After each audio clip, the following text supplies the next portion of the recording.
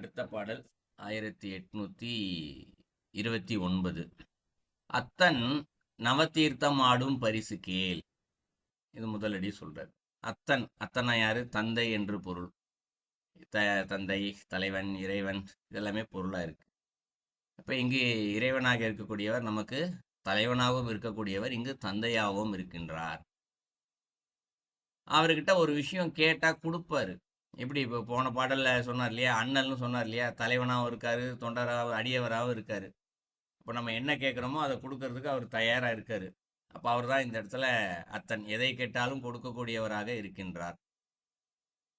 அவர் அது அடுத்து என்ன சொல்றாரு? நவதீர்த்தம் ஆடும் பரிசு கேள் அப்படின்னு சொல்றாரு. யாரு? அவர்கிட்ட தான், இறைவன் கிட்ட. அவர்கிட்ட போய் கேட்கணுமா? நவதீர்த்தம் ஒன்று இருக்கு, அதிலே ஆடும் பரிசு கேள். ஆடுதல் என்றால் நேரடியாகவே நடனம் ஆடுதல் என்று பொருள் அல்ல. இல்லை, தீர்த்தம் என்றால் இந்த இடத்துல நீருக்குள்ள போய் ஆட்டம் போடுதல் என்று பொருள் அல்ல. அந்த நீரில் முழுமையாக மூழ்கி அதனை உணர்தல் என்று பொருள். அப்ப இங்க நவதீர்த்தம் அப்படின்னு சொல்லி ஒரு 9 விதமான தீர்த்தங்கள் சொல்றாரு. இந்த தீர்த்தங்கள் என்றால் என்ன அப்படின்னா, வழக்கமா நமக்கு உலக ரீதியாக கங்கை தீர்த்தம்னு சொல்லுவாங்க. இல்லை, கோவிலில் இருக்கக்கூடிய குளங்கள்ல இருக்கக்கூடிய நீர்கள்லாம் தீர்த்தம்னு சொல்லுவாங்க. இதெல்லாம் புண்ணிய தண்ணி, குளிச்சுக்கோ அப்படின்னு சொல்லுவாங்க. ஆனா திருமந்திரத்துல தீர்த்தம் என்ற ஒரு தலைப்பே கொடுத்துருக்காரு. அந்த தலைப்புல ரொம்ப தெளிவா சொல்றாரு, தீர்த்தம்லாம் வெளியில எங்கேயும் கிடையாது, நம்முடைய உடம்பிற்குள் தான் இருக்கின்றது அப்படின்னு சொல்லுவார். எது தீர்த்தம் இங்க அப்படின்னா, நம்மளுடைய மூலாதார சக்கரத்திலிருந்து சகசிரதலம் செல்லும் வரைக்கும் இருக்கக்கூடிய அந்த இடம் எல்லாமே தீர்த்தம் தான். உள்ளுக்குள்ள போட பாதை, நம்மளுடைய குண்டலினி சக்தி சுழுமுனை நாடு வழியா செல்லுதுங்களே, அந்த இடம் எல்லாம் பாதை தான், அதுல முங்கி குளிங்க அப்படின்னு சொல்லுவார். இது யோக மார்க்கத்துல சொல்லுவார். பக்தி மார்க்கத்துல என்ன சொல்லுவாரு? உள்ளத்தினுள்ளே உளபல தீர்த்தங்கள் அப்படின்னு சொல்லுவார். எங்கே கிடையாது, உள்ளத்திற்குள்ளேயே பல வகையான தீர்த்தங்கள் இருக்கின்றது அப்படின்னு சொல்லுவார். அப்ப இந்த பல வகையான தீர்த்தங்கள்லாம் எப்படி குளிக்கிறது அப்படின்னா, இங்க அறத்தின்படி நடந்தால் அது ஒரு தீர்த்தம் தான். அன்பை வெளிப்படுத்தினால் அதுவும் தீர்த்தம் தான். இப்படி பல வகையான தீர்த்தங்கள் சொல்லலாம். பக்தி மார்க்கத்தில் கூட சரி. ஏன்னா பலருக்கு யோக மார்க்கம்னா உட்காந்து தியானம் பண்ணுறதுனா வராது. பூஜை செய்ய சொன்னால் எவ்வளோ வேணா சொல்லுவாங்க, பாட்டு பாட சொன்னால் எவ்வளோ வேணா செய்வாங்க. அப்போ அவங்களாம் எப்படி இந்த தீர்த்தத்தில் குளிக்க முடியாதான்னு கேள்வி வரும். அதுக்காக சொல்கிறேன், இங்கே எல்லா மார்க்கங்களையும் இந்த தீர்த்தத்தில் குளிப்பதற்கான வாய்ப்புகள் கொட்டி கொடுக்க இருக்கிறது. இறைவன் எல்லாத்தையுமே கொடுத்துருக்காருங்க. அதனால் யார் எந்த மார்க்கமோ அதில் போய் குளிச்சுக்கிறது. அப்போ இங்கே நவதீர்த்தம் அப்படின்னு சொல்லப்படுறது, யோக மார்க்கத்தில் பார்த்தோம் அப்படின்னா, உடம்புக்குள்ள ஒரு 7 சக்கரங்கள் இருக்கின்றது. 8வதாக சொல்லப்படுறது சூரிய மண்டலம், துவாதசாந்த வெளி சொல்லப்படுது. 9வதாக சந்திர மண்டலம் சொல்லப்படுது. இந்த 9ஐத்தான் நீங்க நவதீர்த்தங்கள் என்று சொல்கின்றார். நவதீர்த்தம் ஆடும் பரிசு கேள் அப்படின்னு சொல்றாரு. அப்ப இறைவன் கிட்ட போய் என்ன கேட்கணுமா? இறைவா, எனக்கு இந்த தீர்த்தத்துல எனக்கு குளிக்கணும், அதற்கான எனக்கு வழியை காட்டு, பரிசு கேள் அப்படிங்கிறாரு. பரிசுன்னு நம்ம எந்த செயல் செய்யறோமோ செய்வதற்கான ஒரு பலன். இப்போ ஒரு பள்ளின்னு எடுத்துக்கிட்டா ஒரு 100 மாணவர்கள் படிச்சாங்கன்னா, யாரு முதல் மாணவனா வருகிறானோ அவருக்கு தான் பரிசு கொடுக்குறாங்க இல்லைங்களா? அந்த பரிசு கூட மாணவன் போய் கேட்கணும்னு அவசியம் இல்லை. நான் வந்து 100 நான் தான் ஃபர்ஸ்ட், எனக்கு ஏதாவது பரிசு கொடுங்கன்னு போய் கேட்கணும்னு அவசியம் இல்லை. அவங்களே அவனை கூப்பிட்டு பரிசு கொடுத்துருவாங்க. அந்த மாதிரி இந்த இடத்துல நவதீர்த்தம் ஆடணும், எனக்கு அதுக்கான பரிசை கொடுப்பான்னா முதல்ல என்ன செய்யணும்? ஃபர்ஸ்ட் அந்த மாணவன், நான் எப்படியாவது பள்ளியில முதல் மாணவனா வரணும், நான் அதுக்கு என்ன செய்யணும் அப்படின்னு தெரிந்து கொண்டு அதனை அவன் கடைபிடிக்க வேண்டும். அதுக்கப்புறம் அதை செய்யணும். செஞ்சதுக்கு அப்புறம் தான் அவனுக்கான மார்க் வரும். அதுக்கப்புறம் தான் பரிசு வரும். அப்ப ஆரம்பத்துல என்ன செய்யணும்? அந்த மாணவன் என்ன நான் செய்யணும் அப்படின்னு அவன் தனக்குள்ளே கேட்டுக்கொண்டோ இல்லை ஆசிரியரிடம் கேட்டுக்கொண்டோ செயல்படுவது போல, இப்ப நாமும் அந்த நவதீர்த்தத்தில் குளிக்க வேண்டும் என்று இறைவனை கேட்டோம் என்றால், முதல்ல அவர் என்ன பண்ணுவாரு? வழியை தான் காட்டுவார். நீ இந்த யோக பயிற்சி செய், உன் உள்ளத்தை சுத்தப்படுத்து, அன்பாக இரு, அறத்தோடு இரு, ஒழுக்கத்தோடு இரு, அருளோடு இரு, நிறைய சொல்லிக்கிட்டே இருப்பார். அவர் சொல்றது எல்லாத்தையும் இங்க கடைபிடிக்கணும். ஏன்னா அவர் தான் அத்தனா இருக்கார். அத்தனா தந்தை. தந்தை என்றால் யார்? சொல்லிக் கொடுப்பவர் தான் தந்தை. நமக்கு என்ன வேண்டும் என்று கேட்கின்றோமோ சொல்லிக் கொடுப்பார். அப்புறம் சொல்லிக் கொடுக்கறது எல்லாத்தையும் நம்ம கேட்டுக்கிட்டே இருந்தோம்னா அதன்படி நடக்கும்போது அப்ப அந்த நவதீர்த்தத்தில் நம்மால் குளிக்க முடியும். பரிசு கேள் அப்படின்னு சொல்லிட்டாரு. அப்பாட்ட தானே கேட்க முடியும். கேட்டாச்சு, வழி காமிச்சிட்டாரு, செய்யறோம், அதற்கான பலனையும் இங்க அனுபவிச்சாச்சு. இன்னொரு வழி சொல்றாரு. அத்தனா இருக்கவங்க கிட்ட ஒரு வழி, இன்னொரு வழி சொல்றாரு. இப்ப இது போல் யாராவது ஒருத்தவங்க அடைஞ்சிருப்பாங்கல்ல. நவதீர்த்தத்த குளிக்கிறவங்க அடைஞ்சிருப்பாங்க. இப்போ உதாரணத்துக்கு ஒரு மாணவன் வந்து மருத்துவ படிக்கணும் அப்படின்னா, அவன் யாருக்கிட்ட போய் அட்வைஸ் கேட்பான்? ஒரு விவசாயிட்ட போய் கேட்பான், நான் எப்படி டாக்டருக்கு படிக்கிறதுன்னு? இன்னொரு டாக்டர் கிட்ட போய் தான் கேட்பான் கண்டிப்பா. இல்லைங்களா? அந்த மாரி இப்ப நவதீர்த்தத்துல நம்ம குளிக்கணும். குளிக்கும்போது இறைவன் தந்தையா வந்து நமக்கு சொல்லிக் கொடுக்குறாரு. பல பேருக்கு அந்த அளவுக்கு மன உறுதி, மனப்பக்குவம் இல்ல. ஏன்னா ரொம்ப உயர்ந்த நிலை. இறைவனே தந்தையா வந்து நின்னு, அவர்கிட்ட போய் கேட்டு, அவருக்கு நமக்கு சொல்லிக் குடுத்து, கொஞ்சம் கடினம் இல்லைங்களா? அதையும் குடுப்பாரு. ஆனா யார் அந்த அளவு மனப்பக்குவத்துல இருக்காங்களோ குடுக்குறாங்க. என்னால அந்த அளவுக்கு கேட்க முடியலன்னு யாராவது ஒருவர் சொன்னால், அவர்களுக்கும் வேறொரு வழியை இங்கு சொல்கின்றார். என்ன சொல்றாருன்னா, "ஒத்த மெய்ஞானத்து உயர்ந்தவர் பாதத்தை" அப்படின்னு சொல்றாரு. ஒத்த மெய்ஞானம் அப்படின்றாரு. ஒத்தன்னா என்ன? இணையானன்னு பொருள். யாருக்கு இணையான அப்படின்னா, அங்க அத்தன்னு சொல்லி இறைவன் இருக்கார் இல்லையா? அவருக்கு இணையான மெய்ஞானத்து உயர்ந்தவர் அப்படின்னு சொல்றாரு. அப்ப இறைவனுக்கு சமமா இவர் இருக்காரு அப்படின்னு பொருள் அல்ல. இறைவன் வந்து எல்லா திருக்குறளையுமே முழுமை பெற்றவர். இந்த மெய்ஞானத்தவர் வந்து அந்த நவதீர்த்தம் என்ற ஒன்றில் மட்டுமே குளித்தவர். அப்படி புரிஞ்சுக்கலாம். நவதீர்த்தம் என்ற ஒன்றே ஒன்றில் மட்டுமே அவரு குளித்தவர். உயர்ந்தவர் அப்படிங்கிறார். உயர்ந்தவர் தான் சொல்றாரு தவிர்த்து முற்றுப்பெற்ற நிலையை அவர் அடையல. ஒத்த மெய்ஞானத்து உயர்ந்தவர் அவ்வளவுதான். அப்ப நவதீர்த்தம் என்ற ஒன்று ஆடுகின்ற அந்த ஞானி உயர்ந்த நிலையில் இருக்கிறாரு. அவருடைய பாதத்தை அப்படின்னா நவதீர்த்தத்துல உணர்ந்த நிலையில யாரோ ஒருத்தர் இருப்பாங்க ஞானி. இந்த உலக ரீதியாக பல ஞானிகள் இருக்காங்க. இன்னைக்கும் இருந்துட்டு தான் இருக்காங்க. இதுக்கு முன்பாக உடல் ரீதியாக இல்லை என்றாலும் சரி, இன்றும் இப்போ உதாரணத்துக்கு ராகவேந்திரர் சொல்லிக்கலாம், வள்ளலார் சொல்லிக்கிறான், பட்டினத்தார் சொல்லிக்கலாம். இப்படி நிறைய ஞானிகள் வந்திருக்காங்க. இவங்க எல்லாமே அந்த தீர்த்தத்துல குளிச்சு உயர்ந்த நிலையில இன்னைக்கும் இருக்கவங்க தான். தானே இறைவன் என்ற உயர்ந்த நிலையில இருக்கிறவங்க தான்.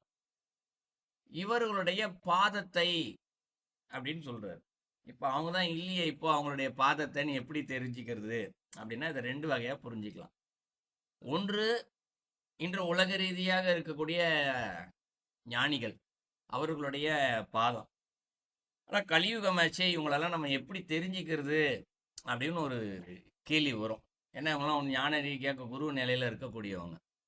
எப்படி தெரிஞ்சுக்கலாம்னா, ஏன்னா நீங்க முதல்ல ஞானின்னு சொல்லி சொல்லி ஞானி ஞானி என்று சொன்ன பேய்கள் கோடி அப்படின்னு ஒரு சித்தர் பாடலே பாடியிருப்பார். தானே ஞானின்னு சொல்லிக்கிறவங்க நிறைய பேர் இருக்காங்க. எப்படிப்பா நான் அவங்கள தெரிஞ்சுக்கிறதுன்னு கேள்வி வரும். முதல் விஷயம், அவர்கள் பணம் என்ற ஒன்றை எதற்கும் எதிர்பார்க்க மாட்டார்கள், வாங்க மாட்டார்கள். ஒன்று. இரண்டாவது, இந்த இறைவன் ஒழுக்கம் என்று பலவாறாக சொல்லி வச்சிருக்காருல, அறத்தோடு இருக்க வேண்டும், தர்மத்தோடு இருக்க வேண்டும், எல்லாம் நிறைய சொல்லியிருப்பார். இது எல்லாத்தையும் சரியாக கடைபிடிப்பவர்களாக இருப்பார்கள். எப்பொழுதும் இறை சிந்தனையிலேயே இருக்கக்கூடியவர்களாக இருப்பார்கள். அடுத்தது பார்த்தோம்னா, நம்மை பற்றியே அவர்கள் சொல்லுவார்கள். அவங்கெல்லாம் பார்த்தீங்கன்னா முக்காலத்தை உணர்ந்தவங்களா இருப்பாங்க. நம்முடைய முற்காலம் இல்ல பிற்காலம் ஏதாவது ஒண்ணு சொல்லுவாங்க. நாளைக்கு உனக்கு இதான்ப்பா நடக்க போகுது அப்படின்னு நமக்கு சொல்லுவாங்க. நமக்கு முன்னாடி இதுக்கு முன்னாடி அவரை பார்ப்பதற்கு முன்பாக நமக்கு என்ன நடந்துச்சு அப்படின்றதையும் அவர்கள் சொல்லுவாங்க. இல்ல இன்னைக்கு ஒரு பிரச்சனைன்னு போய் நிக்கும்போது, இந்த பிரச்சனைக்கு காரணம் நீ இதுக்கு முன்னாடி இந்த தப்பு பண்ணியிருக்க. அதனால தான் இன்னைக்கு உனக்கு இந்த நிகழ்வு நடக்குது அப்படின்னு நமக்கு சொல்லி புரிய வச்சு அதுக்கு சொல்யூஷனும் கொடுப்பாங்க. அந்த அளவிற்கு இருக்கக்கூடிய ஞானிகள் இன்றளவும் இருக்கத்தான் செய்கிறார்கள். நம்மால் தான் பலரை அறிந்து கொள்ள முடியவில்லை. ஸோ அவர்களுடைய பாதங்கள் என்பது ஒன்று. ஆனா அவங்கள என்னால இவ்வளோ கஷ்டம் அவங்களெல்லாம் தேடி கண்டுபிடிக்க முடியாது. ரொம்ப கஷ்டமா இருக்கு அப்படின்னு சொன்னா, நேரடியாகவே கோவில் தான். கோவில்ல இன்னைக்கு இது போல ராகவேந்திரர் கோயில் இருக்கு. பட்டினத்தாருடைய கோயில் இருக்கு. ஏகப்பட்ட ஞானிகளுடைய சமாதிகள் மற்றும் பல கோயில்கள் இன்னைக்கும் இருக்கத்தான் செய்கின்றது. அந்த கோயிலுக்கு போனோம்னா அவர்களுக்கு என்று ஒரு ரூபம் இருக்கும். அங்க போய் வந்து முதல்ல போகணும் ஃபர்ஸ்ட். அதுக்கடுத்து என்ன செய்யறதுன்றதை அடுத்தடியில சொல்றேன். சுத்தம் அது ஆக விலக்கி தெளிக்கவே அப்படின்னு சொல்றாரு. ஸோ அவங்க பாதம் இருக்கு இல்லையா, அந்த பாதத்தை சுத்தம் அது ஆக ரொம்ப தூய்மையான நீரினால் அதை விலக்கி அப்படின்னு சொல்றாரு. சுத்தப்படுத்தி தெளிக்கவே அப்படிங்கிறாரு. தெளிக்கிறதுனா என்ன? தலையில தெளிச்சுக்கிறது. ஒரு ஞானி இருக்காரு. சாதாரண இப்போ நம்ம 2, 3 வகையில பார்த்தோம். ஒரு வகையில நமக்கு ரூபமாவே கிடைச்சிட்டாருன்னு வச்சுக்குவோம். அவருடைய பாதத்தை என்ன பண்ணணும்? தண்ணி ஊற்றி கழுவணும். கழுவிட்டு அந்த நீரை வந்து அவங்க தலையில தெளிச்சுக்கணுமா. கேட்கறதுக்கு சிலருக்கு ஒரு மாதிரியா இருக்கும். அது என்ன இது, காலில் கழுவுன தண்ணியை போய் தலையில தெளிச்சுக்கிறதா அப்படின்னு சொல்லி ஒரு கேள்வி வரலாம். இதுக்கு நான் பதில் சொல்றேன். இன்னொரு வகை, இப்ப ஞானிகளை வந்து பார்க்க முடியல இல்லைங்களா? ஞானிகளை பார்க்க முடியல. அப்ப என்ன பண்ணலாம்னா கோவிலுக்கு செல்லுதல். கோவிலுக்கு போய் என்ன பண்ணலாம்? அங்க இருக்க சாமிக்கு அபிஷேகம் பண்ணி, இது பக்தி மார்க்கத்துல சார்ந்தோம். கோயிலுக்கு சென்று இறைவனுக்கு அப்படியே தண்ணீரை ஊற்றி அபிஷேகம் செய்வது நம்மளால முடிஞ்சா செய்யலாம். பல கோயில்கள் அதற்கான வாய்ப்புகள் இருக்கு. நம்ம தண்ணி எடுத்துட்டு போய் நம்மளே கூட அபிஷேகம் பண்ணிக்கிற மாதிரி பல சமாதி சித்தர் கோயில இருக்கு. இல்லை அங்கே இருக்கிறவங்ககிட்ட சொல்லி நம்ம தண்ணி கொண்டு வந்து வெளியிலேருந்து தண்ணி கொண்டு வந்து கொடுத்து அவங்களுக்கு அபிஷேகம் செய்யுது. இது ரெண்டாவது. அடுத்து யோக மார்க்கத்தில் பார்த்தோம்னா பாவனை செய்தல். இப்போ நமக்கு யாரோ ஒரு மனசுல கற்பனை செய்து கொள்ளுதல். இப்போ உதாரணத்துக்கு திருமூலரே எடுத்துக்கோமே, அவருடைய ரூபங்கள் நமக்கு ஏதோ ஒரு வகையில் கிடைச்சிருக்கு. அவருடைய உண்மையான ரூபம் இல்லை, யாரோ ஆர்டிஸ்ட் வரைஞ்சிருக்காங்க, இல்லை சிற்பம் கோயில்கள் இருக்கு திருமூலருடைய படம். அந்த படத்தை ஒரு ஒரு 10 செகண்ட் வினாடி பார்த்தாலே போதும், மனசுல பதிஞ்சிடும். அந்த அந்த உருவத்தை மனதில் பதித்து அவருடைய பாதங்களுக்கு தண்ணீரால் ஊற்றி கழுவது போல் பாவனை செய்தல். அல்ல நேரடியாக தண்ணி ஊற்றி தான் காலை கழுவணும் அவசியம் இல்லை. தண்ணி ஊற்றி பாவனை செஞ்சா கூட அதுவும் அங்கே அபிஷேகம் தான். பாவனை செய்து அந்த தண்ணியை நம்ம உடம்புல தலையில தெளிச்சுக்கிறது. ஸோ இப்படி நம்ம 3 வகையாக செய்யலாம். ஒன்று நேரடியாகவே அவருக்கு பாத பூஜை செய்து தெளித்துக் கொள்ளுதல். அடுத்தது கோயில்களுக்கு சென்று அபிஷேகம் செய்து தெளித்துக் கொள்ளுதல். அடுத்து மானசீகமாக இந்த பாத பூஜை செய்து தலையில் தெளித்துக் கொள்ளுதல். இதை தெளிச்சுக்கிறது இதனால என்ன கிடைக்க போகுது அப்படின்னா, சில பேருக்கு அருவருப்பா இருக்கும் அப்படின்னு சொன்னோம் இல்லைங்களா? அது என்ன காரணம் அப்படின்னா,